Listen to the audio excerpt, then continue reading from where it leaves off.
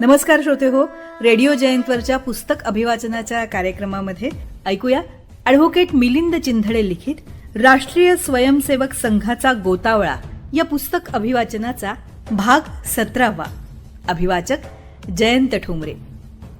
आजच्या भागात पत्रकारितेतील भीष्माचार्य संघ स्वयंसेवक मागो वैद्य, स्वतःचा मोठेपणा न सांगणारे संघ स्वयंसेवक गिरीश फडके आणि साहित्यिक आणि पत्रकार संघ स्वयंसेवक पद्माकर देशपांडे यांच्याविषयी जाणून घेऊया. सुरुवातीला जाणून घेऊया पत्रकारितेतील भीष्माचार्य असणारे संघ स्वयंसेवक मागो वैद्य यांच्याविषयी.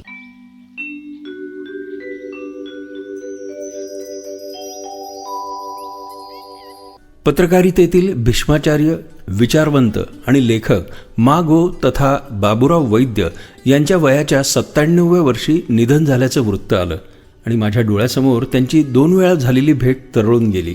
माझे स्नेही नारायणराव हरदास यांच्या 75ला ते नाशिकला मुद्दाम आले होते. त्यांनी सुंदर भाषणही केलं होतं. त्यांना आणायला मी आणि रमेश गायधनी त्यांच्या घरी गेल्याचं मला आठवतंय. तेव्हा राजाभाऊ गायधनी यांची पण भेट झाली होती. दुसऱ्यांदा त्यांची भेट झाली होती ती सार्वजनिक वाचनालयात एका कार्यक्रमाला. त्यांच्यासोबत व्यासपीठावर बसण्याचा योगही आला होता. त्यांची भाषणे ऐकण्यासारखी असायची. यातून अनेक गोष्टी समजायच्या. आपण अनुकरण करावं असं ऐकणाऱ्यालाही वाटायचं. ते संस्कृतचे व्यासंगी होते. त्यांचा जन्म वर्धा जिल्ह्यात तरोडा या गावी झाला होता. त्यांचं शिक्षण MA पर्यंत झालं होतं.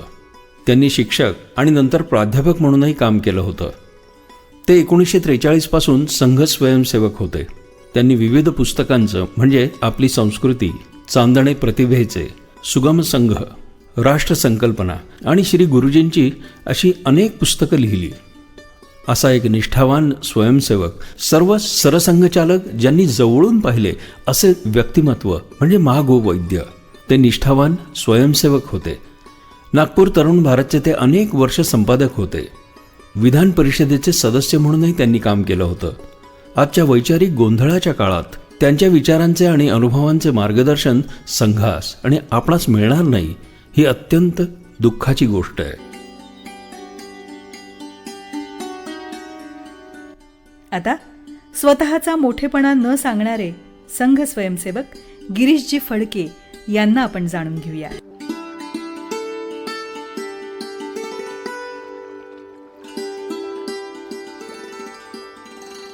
काल माझा जावई समीर यांचे अगदी जवळचे नातेवाईक यांचं अचानक निधन झालं. एखादा दिवस तसा जीवघेणा असतो, कारण सकाळी नवीन तांबट सर यांची बातमी, तर दिवस संपता संपता गिरीश फडके गेल्याची बातमी. सुमारे 1 महिन्यापूर्वी माझी मुलगी सौ गायत्री यांच्याकडे कोजागिरी पौर्णिमेच्या दिवशी फडके कुटुंबीय यांची भेट झाली होती. माझ्या शेजारी बसून गिरीशजी यांनी भरपूर गप्पा मारल्या. त्यांना माझ्या मुलीने माझे स्वाक्षरीचे जग हे पुस्तक भेट म्हणून दिलं होतं. त्यावर ते त्या दिवशी भरभरून बोलले. त्यांच्या घरी जाण्याचं माझं राहिलं होतं. त्या दिवशी निरोप घेताना त्यांनी, तुमचे घर पाहण्याचे राहिले, घरी या, मला घरी येण्याचं आमंत्रणही त्यांनी दिलं होतं. माझा मुलगा समीरच्या लग्नात त्यांनी आवर्जून हजेरी लावली होती. सौ गायत्रीकडील वास्तुशांतीच्या कार्यक्रमाला फडके कुटुंबियांपैकी कोणीही हजेरी लावू शकलं नाही, कारण त्याच दिवशी गिरीशजींना हॉस्पिटलला ॲडमिट केलं होतं. गिरीशजी राष्ट्रीय स्वयंसेवक संघाचे स्वयंसेवक होते. 1978 साली सटाणा इथे ते पूर्णवेळ प्रचारक होते. नंतर एकलहरा इथं KTL कंपनीमध्ये 10 वर्ष त्यांनी नोकरी केली. त्यानंतर 20 वर्ष एका खाजगी कंपनीत काम केलं. स्वतः इंजिनियर होते, पण आधीच्या त्या गोष्टींबद्दल ते कुठेही बोलायचं नाही. ते गेल्यावर या गोष्टी मला समजल्या. त्यांना वाचनाची आवड होती. साहित्य, राजकारण, समाजकारण, संगीत हे सगळेच विषय त्यांच्या आवडीचे होते. अतिशय शांत, सरळमार्गी, सुस्वभावी असं व्यक्तिमत्व होतं. शांतपणे बोलणं हे त्यांचं वैशिष्ट्य होतं. अशा व्यक्तीमुळेच समाज सुसंस्कृत आणि संपन्न बनत असावा. सगळं कुटुंब सुस्वभावी याचं कारण कुटुंब प्रमुख गिरीशजी फडके हेच असावेत. कोणाच्या आध्यात नाही मध्यात नाही अशा वृत्तीची ही सर्वच मंडळी. गिरीशजी उद्योगात काम करून निवृत्त झालेले. 65च्या जवळपास वय असावं. गावातील अनेक सांस्कृतिक सामाजिक कार्यक्रमांना त्यांची उपस्थिती असायची.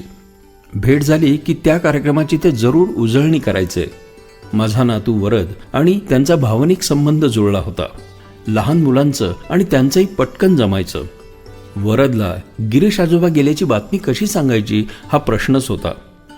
1 महिन्यात सगळं संपेल असं अजिबात वाटलं नव्हतं. जाण्यासारखं त्यांचं वयही नव्हतं.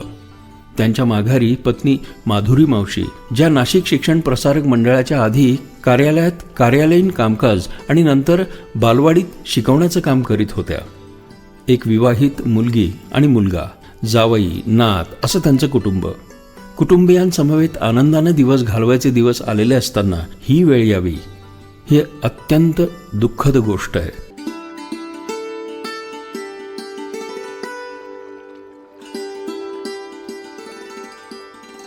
आता ऐकूया साहित्यिक आणि पत्रकार संघ स्वयंसेवक पद्माकर देशपांडे यांच्याविषयी.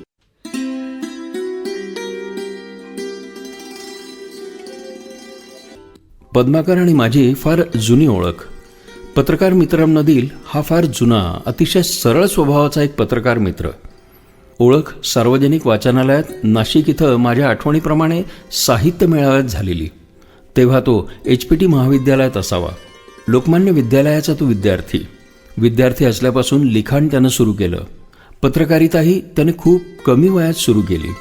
गावकरी, सकाळ, पुण्यनगरी, देशदूत, तरुण भारत आणि शेवटी लक्ष महाराष्ट्र, पर्यावरण विषयक मासिक ऋणानुबंध इथं त्यानं पत्रकारितेचं काम केलं.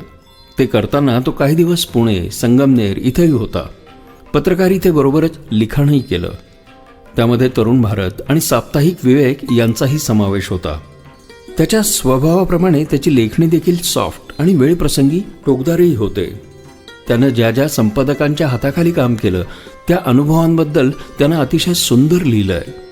व्यक्तिचित्र तर तो छानच लिहितो.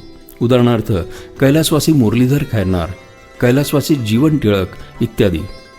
त्याचं लिखाण नेहमीच वाचनीय असतं. फार कमी वयात म्हणजे वयाच्या 24व्या वर्षी 1986 त्यानं पहिलं पुस्तक प्रकाशित केलं होतं. तो सिलसिला आजपर्यंत चालू आहे. ज्ञानेश्वरी हा त्याचा आवडीचा विषय. त्यानं ज्ञानेश्वरी सोपी करून लिहिली आहे. आज रेडिओ विश्वासवर त्याचं निरूपणही चालू आहे. विशेष म्हणजे सुंदरा मनामध्ये भरली या TV सिरियलमध्ये नुकतेच त्यानं कामही केलं आहे. त्याचं शूटिंगही पूर्ण झालं आहे. आजही तो पूर्णपणे लिखाणाच्या कामात आहे. पद्माकरने कायम संघाची निष्ठा ठेवून अनेक संघ संबंधित संस्थांमध्ये काम केलं आहे. त्यामध्ये अखिल भारतीय विद्यार्थी परिषद असो, साहित्य भारती, विश्व हिंदू परिषद, सहकार भारती, भारतीय जनता पक्ष यांचा समावेश आहे. सौ वहिनी देखील संसाराला त्यांच्या परीने हातभार लावत असतात. 2 मुले आहेत. पद्माकर स्वतः अत्यंत धार्मिक आहे.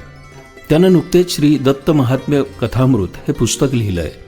पद्माकर हा असा परमेश्वरावर श्रद्धा असणारा स्वयंसेवक आहे. श्रोते हो, आत्ताच आपण ॲडव्होकेट मिलिंद चिंधडे लिखित राष्ट्रीय स्वयंसेवक संघाचा गोतावळा या पुस्तक अभिवाचनाचा भाग 17 ऐकलात. रेडिओ जयंतच्या या पुस्तक अभिवाचनाच्या सदरात आपण अजूनही दर्जेदार पुस्तकांचं अभिवाचन जरूर ऐकू शकता. जसं की पद्मविभूषण बाबासाहेब पुरंदरे लिखित राजा शिवछत्रपती या पुस्तकाचा पूर्वार्ध आणि उत्तरार्ध, डॉक्टर शुभा साठे लिखित त्या तिघी, साने गुरुजी लिखित श्यामची आई या आणि अशा अनेक दर्जेदार पुस्तकांचं अभिवाचन आपण रेडिओ जयंत या चॅनलवर ऐकू शकता. त्यासाठी रेडिओ जयंत चॅनल लाईक करा, शेअर करा आणि सबस्क्राईब करा.